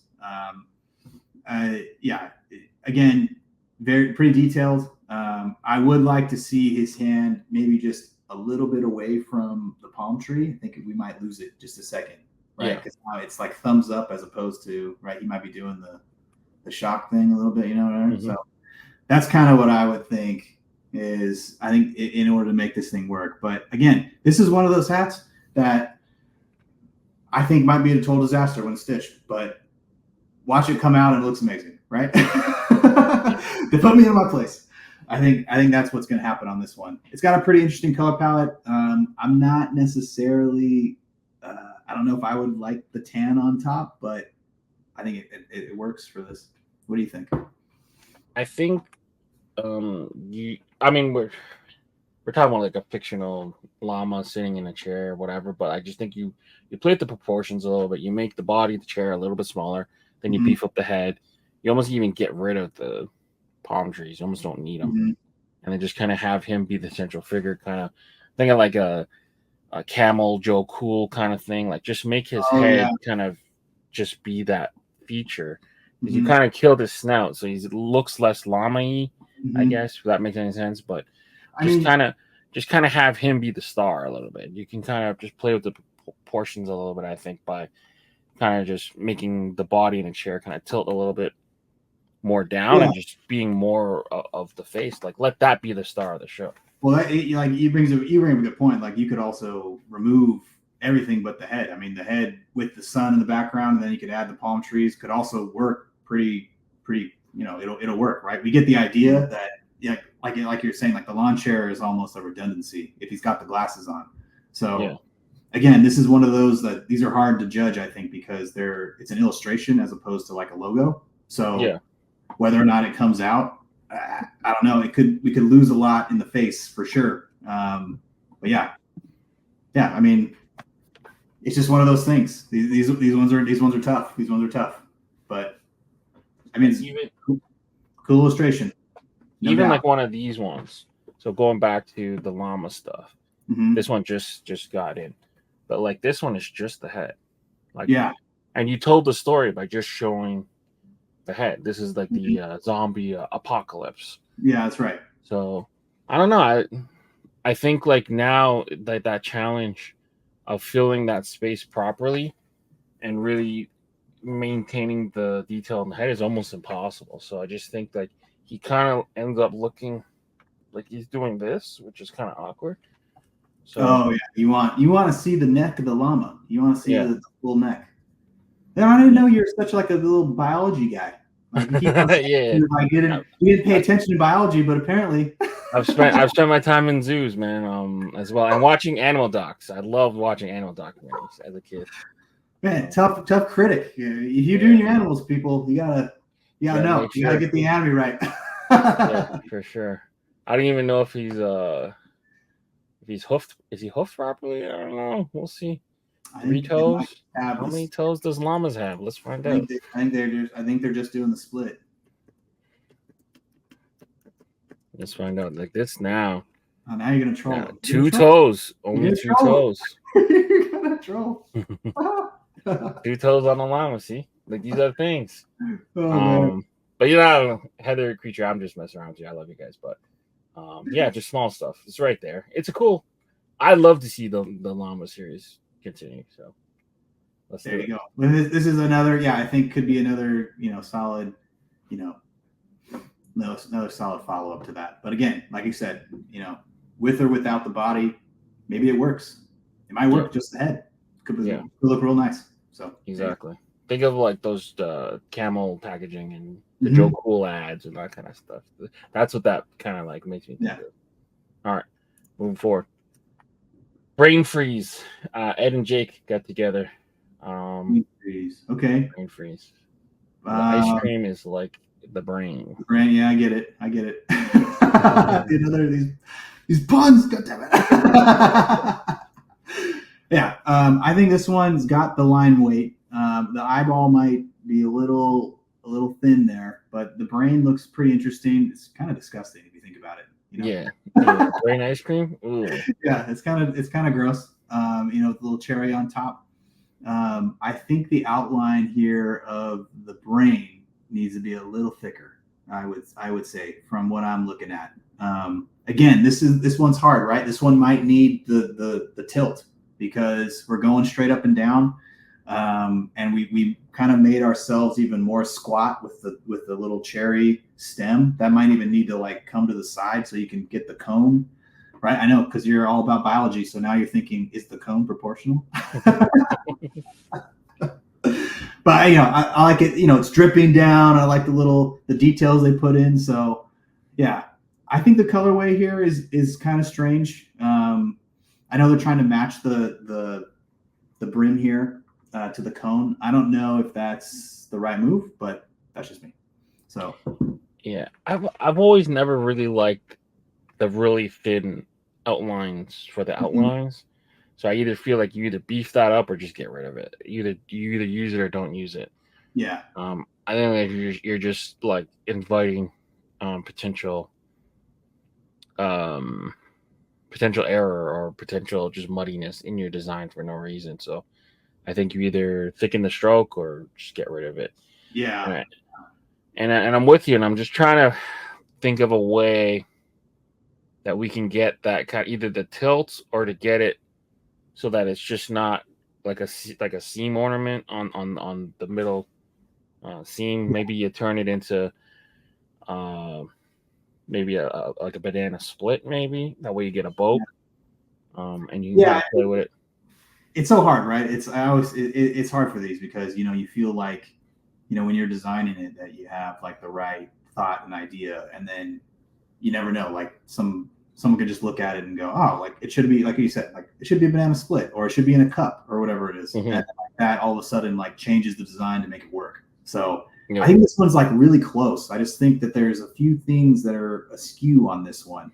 That would I think it's got a lot of potential to be better than this. Is what I would say. So it's a cool, like, I think there's a cool first draft on this one. I know that they probably did many drafts, but I think this one deserves like another look here. Yeah. So give it like the brain freeze vinyl, brain freeze edit, brain freeze vinyl. One more round. One more. One more round on this. I think this would be like really great, like a really good like a pun one for all those people who love these, right? Yeah, exactly. All right, good job. Let's see what else we got going. We got the pangolins by Clinker Heather. These things are like endangered right now. The Chinese people, please stop eating pangolins. They have it right here. It's the keratin in our nails, right? It's made the same thing of the scales, you bums. Anyway, I've what's it called? She's been making some that are really great. This is one of those that I think is pretty solid.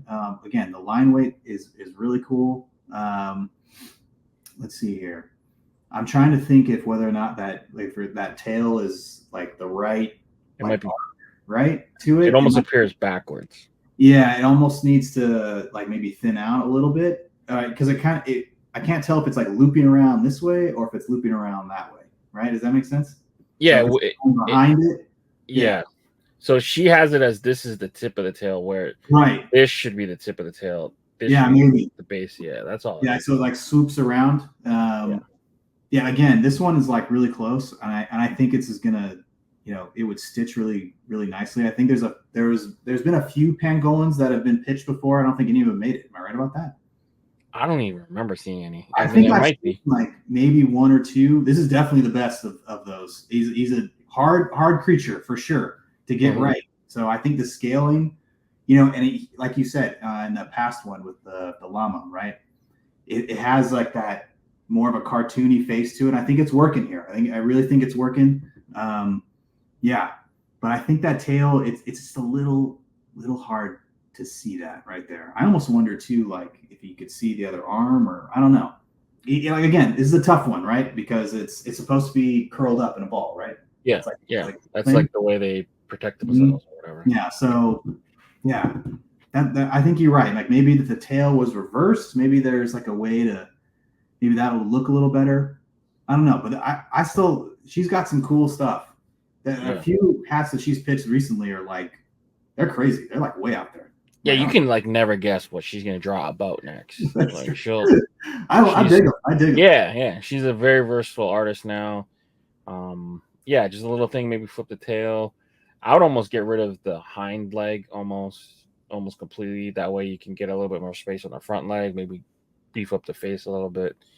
But it's right there. This is like almost like a house sigil.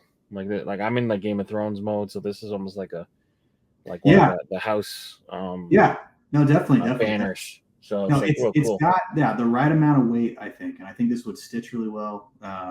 I've never seen a hat that color. Like I don't know like exactly what it looks like. It's Vegas gold. So yeah, I would, I don't know.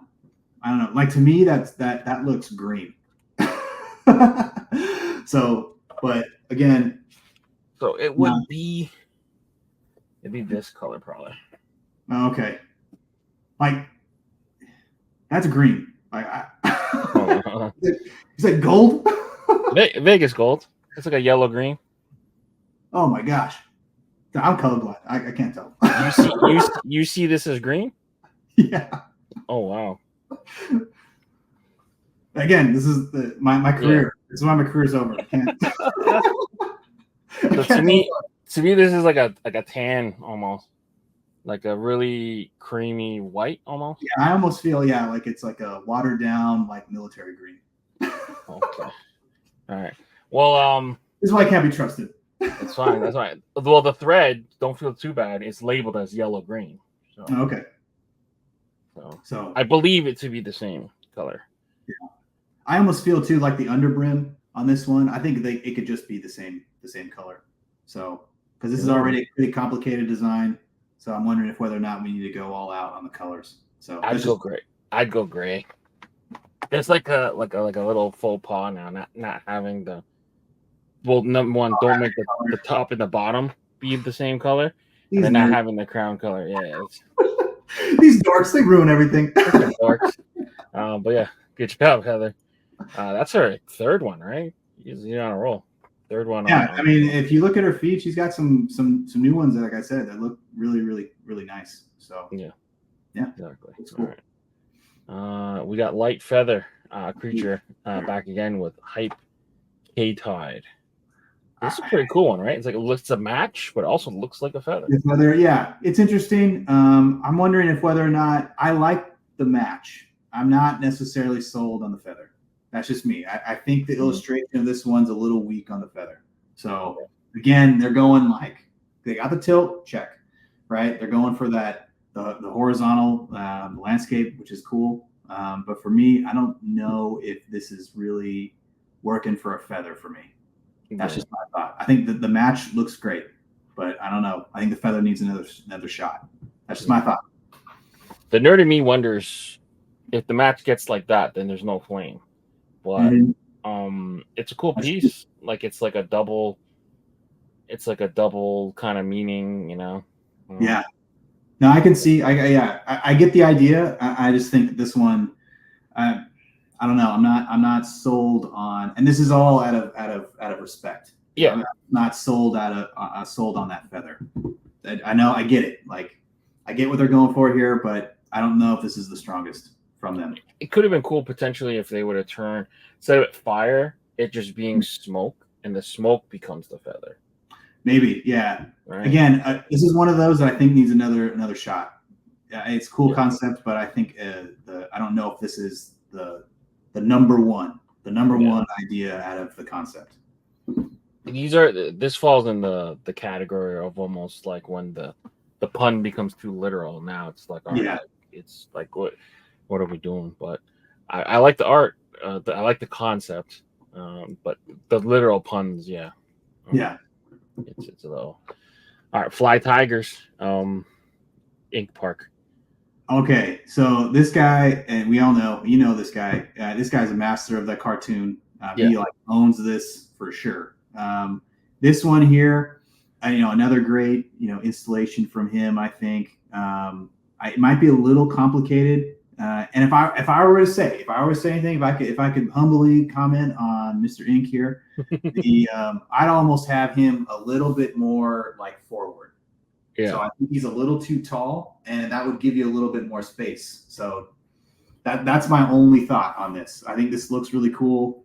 Again, this is like a minor league team logo, so I think it's really firing all cylinders.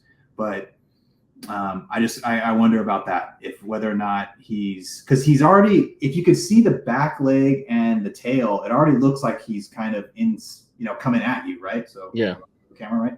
So he's coming at you, right? But then he flattens out on his front leg, right? Almost like twists to the side a little bit. See that?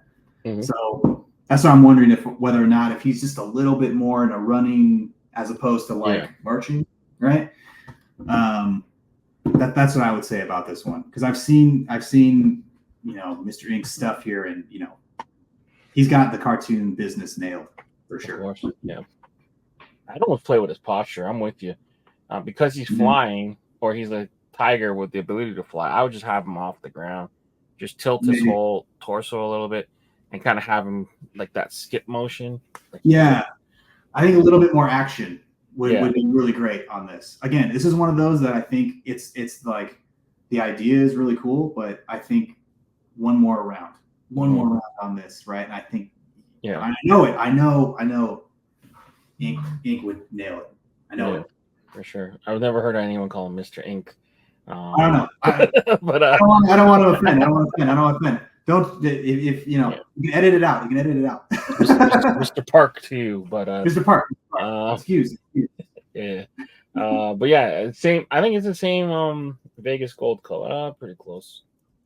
That's the thing too. Like, I'm wondering if whether or not, like, I almost feel like it should be that dark blue on the hat, and then the whole way. I think that would really make this thing sing a little bit. I think the tan is kind of distracting me almost from the art. I think it would really pop with the blue in my mind. Then you can go potentially. You can use this tan if you really want to use it as the outline color, maybe just to kind of lighten it up. And you could even do it for all the nerds under the underbrim, right? And we don't need the green. There you go. All right. Number 10, creepy crawlers. Ooh, Hyper K Tide. So the original. I saw this one recently, and I was like, "What the hell is this?" This is rad though. Oh, I love it. The lime green button too.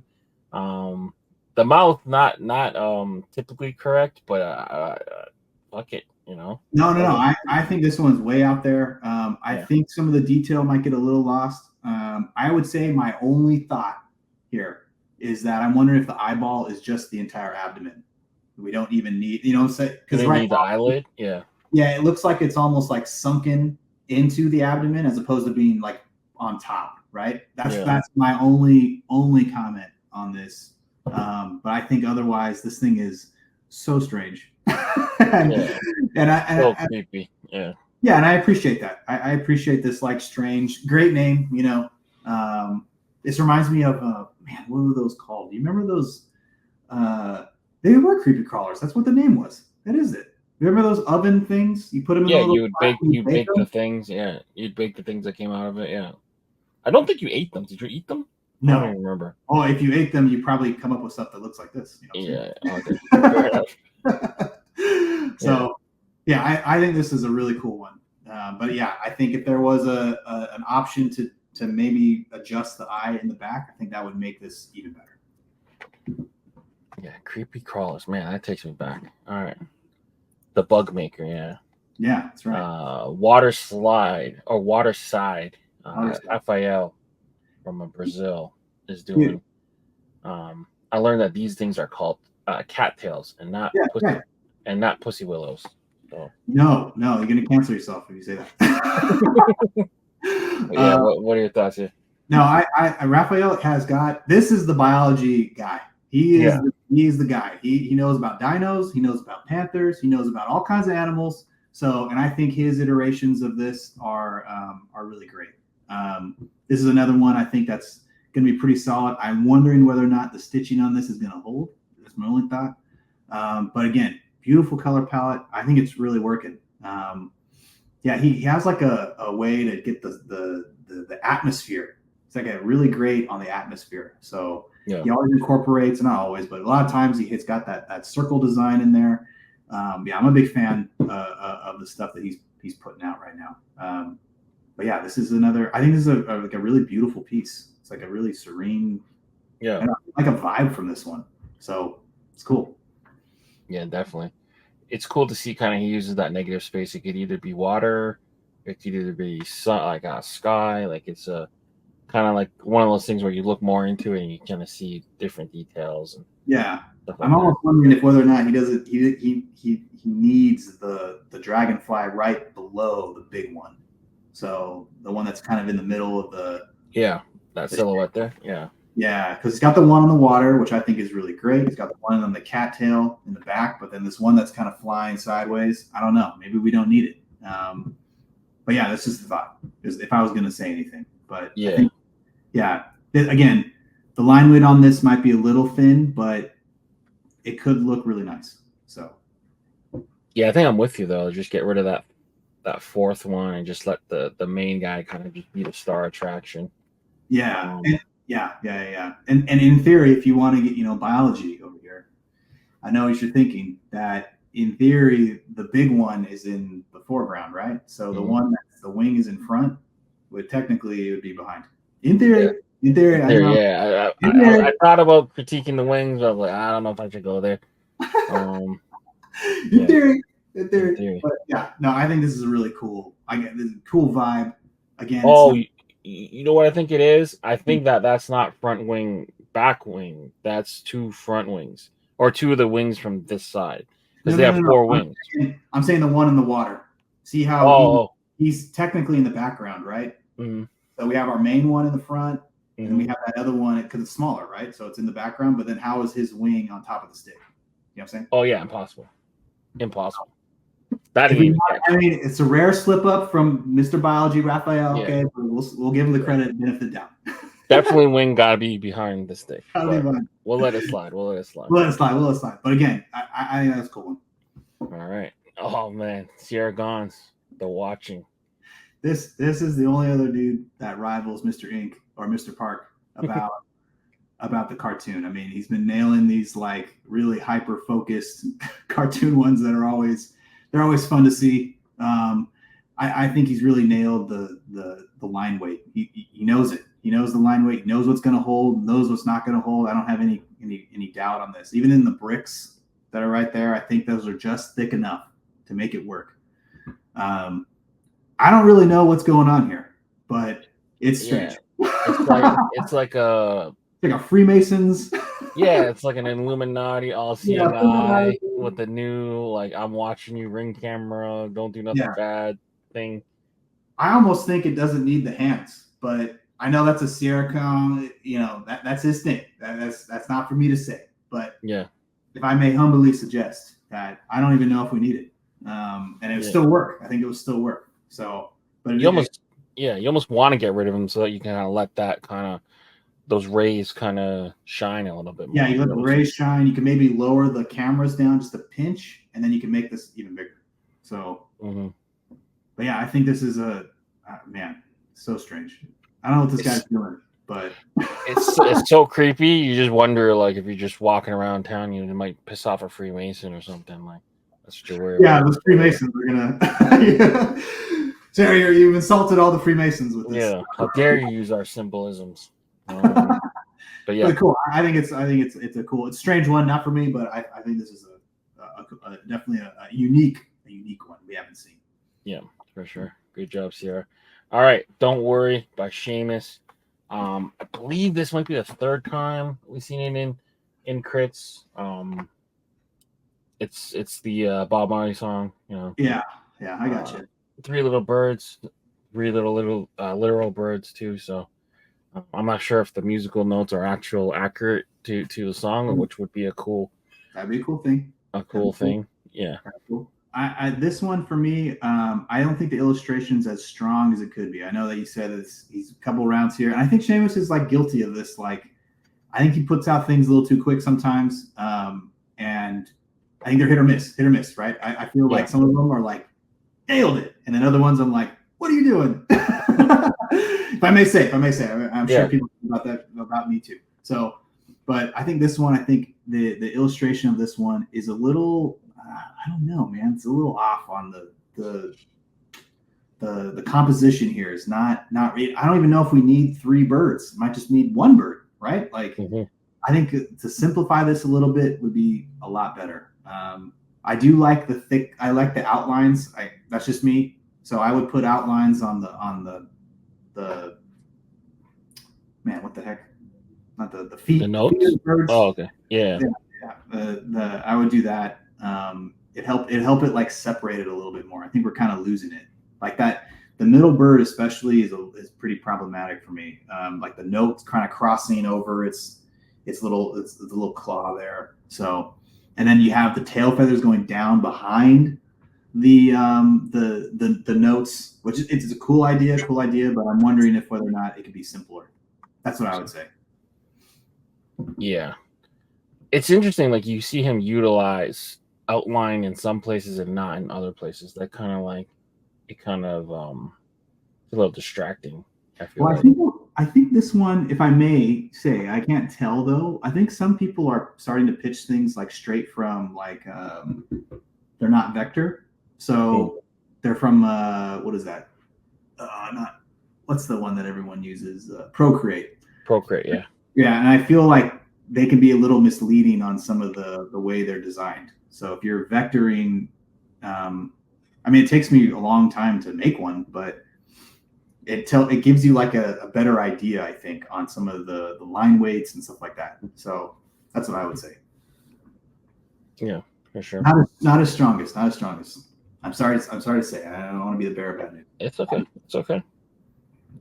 We don't hold all the vote power, so you know. Mm-hmm.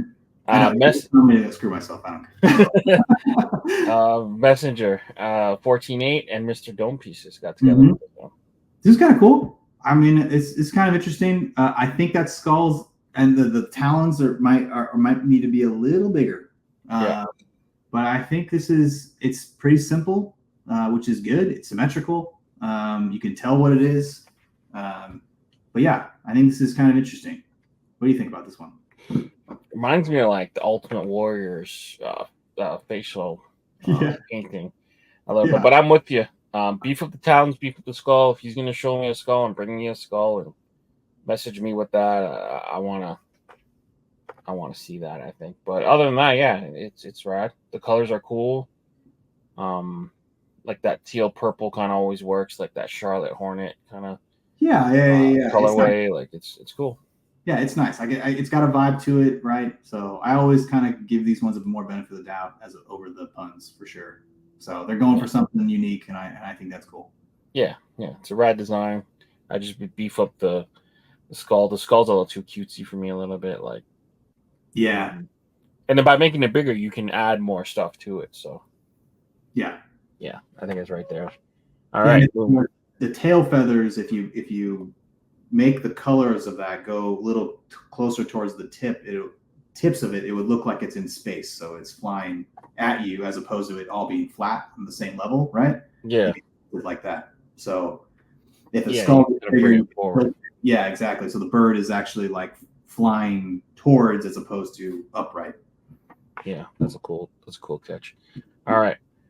Mighty Mandrill. Aurelian got together with superhero horns.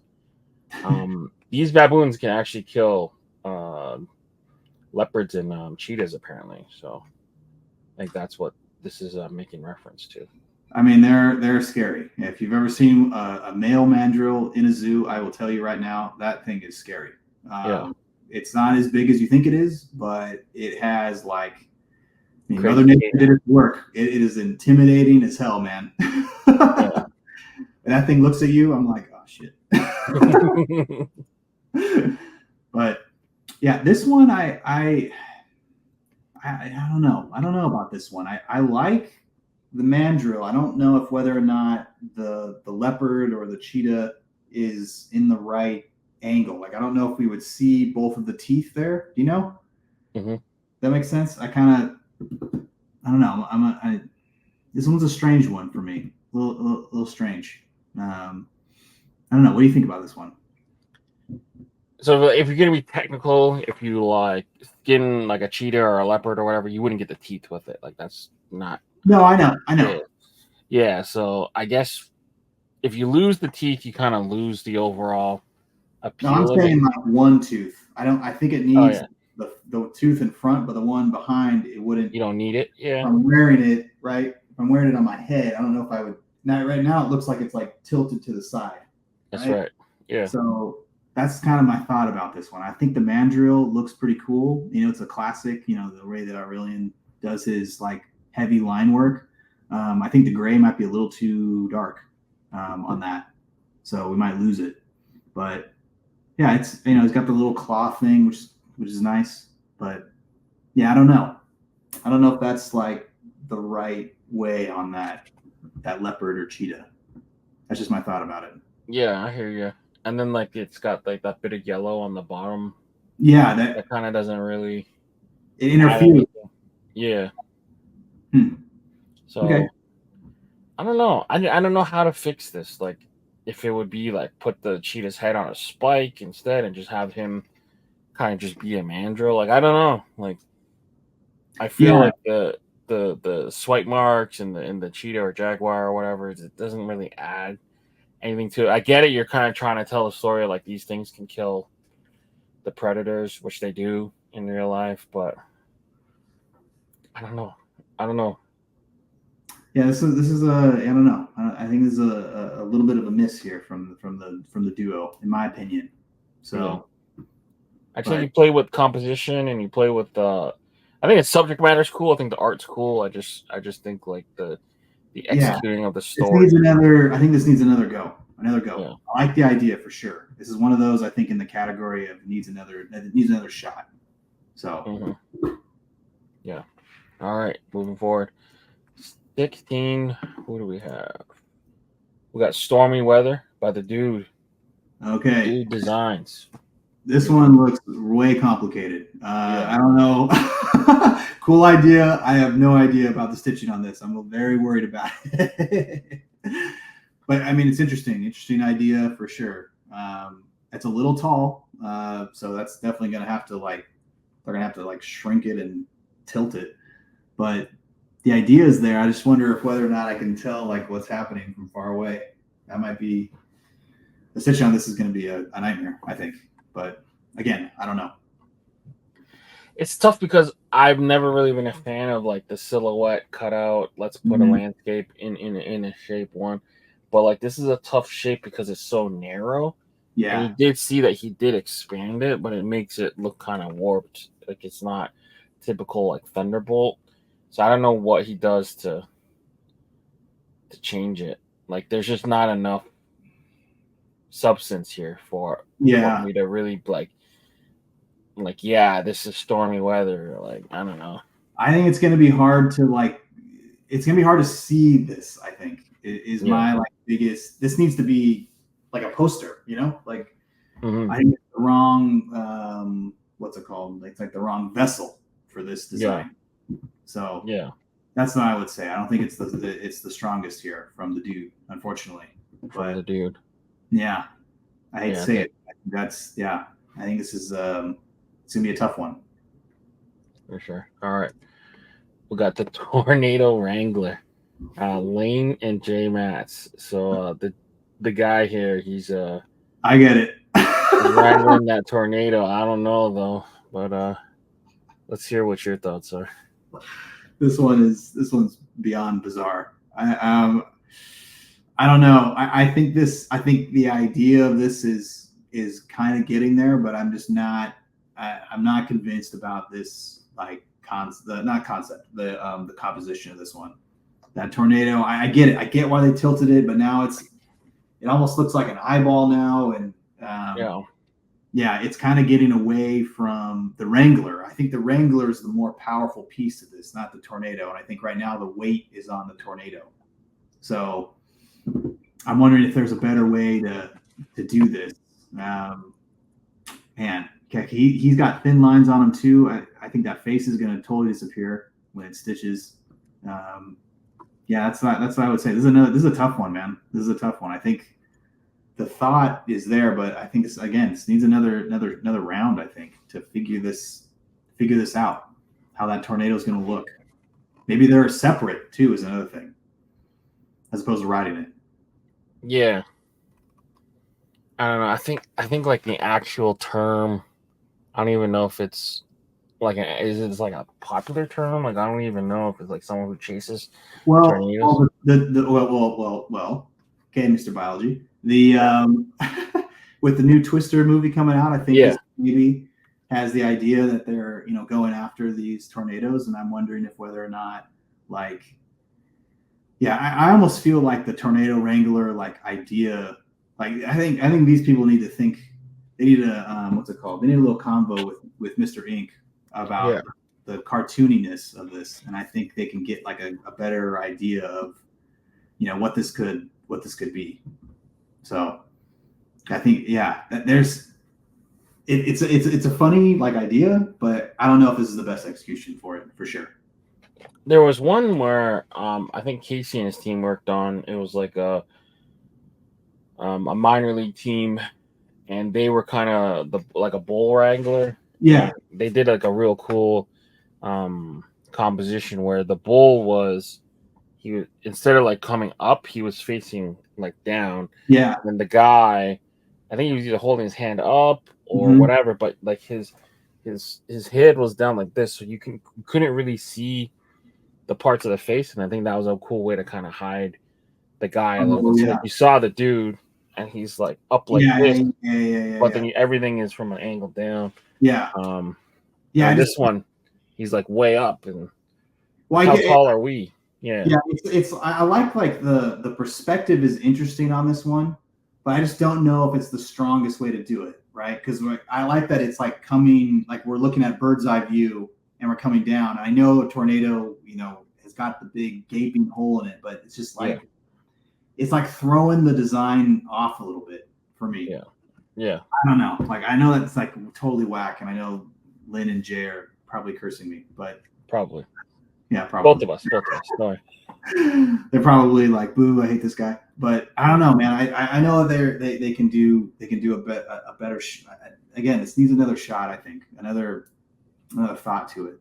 So yeah. Cool concepts right there. Yeah. All right. Second to last. Let's see. The Hair Devils. This guy always puts out something great. I think.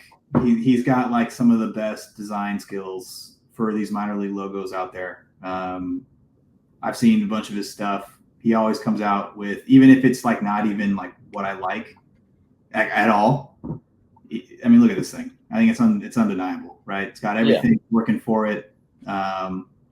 Looks the little devil horns hidden in there. Yeah, yeah. This is it's. I got nothing else to say, man. He's bulletproof. He's a solid designer. He knows exactly how to do. He's got the ability to cartoon. He's got the ability to illustrate, which is difficult, and it's a full figure, which I think is one of the hardest things to do. He's got the perspective right, where the hand in the back and in the front is bigger, right? His leg is smaller, right, as he's coming at you. I mean, he's even perspective. He has perspective on the trident there. I mean, this thing is legit. So yeah, that's all I have to say about it. Then he used that kind of like cardinal red burgundy as an outline color instead of using black. Like there's a lot of little tricks in here. No, I know. Yeah. And I think if you're looking for someone to like figure out like why their designs are going through and yours are not, look at this guy's stuff. Because this is, I mean, I don't know who's going to vote. Maybe they'll blow it in the voting, but I mean, this is a solid piece.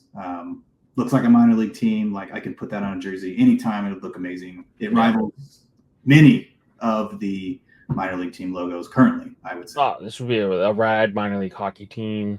Totally. I could see this on a football helmet. Reminds me a little bit like ASU a little bit. Yeah. He killed it. No, yeah, exactly. Yeah, and I think that's exactly where he's kind of pulling from.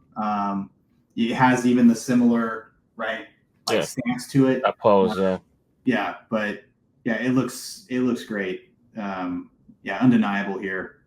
He's got everything working. So, bingo. All right. Last but not least, just pause. Clinker Flanagan. Yeah. This is Flanagan's funny to me because he's one of those designers that he like either nails it or it's like a total mess. Yeah. So this one here, this one's interesting. I'm just wondering if whether or not like if this is the right capsule, like the right vessel for it, right? Like the illustration's like really great, but is it going to stitch? Like, is it like going to be like, are we like kind of killing the design because it's going to be so small? Is kind of what I'm thinking about with it. Like the design work it's a cool idea for sure, but like you said, these ones where the silhouette is something and you have something in the middle are very tricky. It's got to be so simple, and I think this one is kind of it's too complicated. I think it's beautiful, it's really great, but yeah, like look at the dog's ear for sure. Like that line is like razor thin. Yeah, you know, so.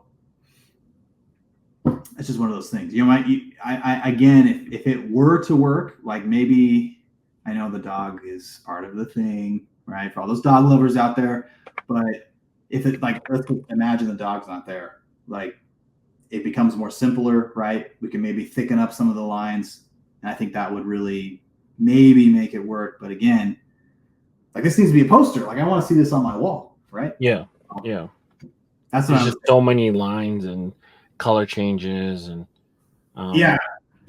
From far away, like I can still kind of see what's happening, but yeah, that's what I would say. I don't think it's meant for this hat here. Maybe there's a different way to do it. Maybe there's a different way. So that's what I would say. It's cool. It's not like just the typical like silhouette. You got the piece of the foreground, like that's like illustrative, but then then it gets into like the silhouette patterny kind of thing. Yeah, I could see like, dude, if this was like a poster, I could see so many dog lovers loving this thing, right? Yeah. But on a hat, like, I don't know if this is like meant for a hat. That's all I would say. I know, Flanagan, I'm breaking your heart, but I'm just trying to support you. I'm trying to give you the best. Yeah, he's a rad artist, man. He's and he tries real hard, so he'll. No, I know. He reached out to me when he first started doing it, and it was funny. Like he's like all over it. That's one of his too, right? You have on? Mm-hmm. No, it is Ryan Simmons, I think. Oh, Ryan Simmons. Okay, sorry. But he tries. He always gives his full effort, right? And like I said, like some of them they're like totally brilliant, and then other ones I'm like, what the hell are you doing? I think that's for everyone though, so it's kind of fun. Yeah, everyone's got that kind of potential, I think. But hopefully, I know that I'm working on one with him. Oh, cool! I think we'll turn out really good, hopefully. So yeah, the last one he did, what was that? That Phoenix one? Woo! Yeah, he's nailed it. He's a powerful artist, man. Powerful artist. But yeah, man, thank you so much for doing this, man. I feel like we've known each other for years now, and this is literally the first time we've met. So it's cool. You've been gracious with your time. A couple hours, spent with me. I'm sure people are going to complain about how long this episode is. I'm a talker. Free content, even though this is free content, and people complain about free content. Yeah, exactly. But yeah, other than that, where can kind of people find your work and kind of connect with you? What was that? Sorry. Where can people find your work and connect with you? So they can on Instagram. It has a link to my website. Instagram has my most updated stuff that I do. My website's more for when I was in my advertising days. So you needed a portfolio and whatnot.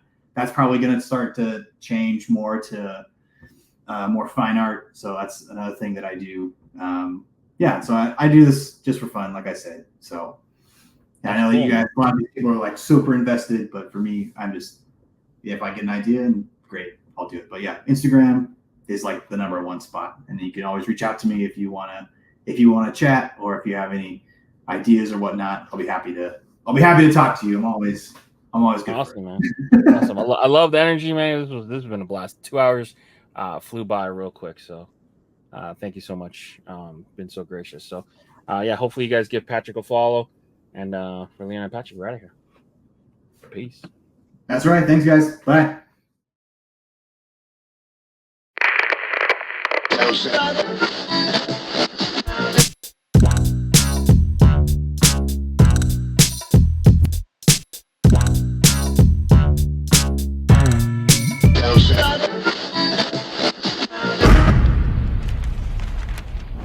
Brought to you by VFTV.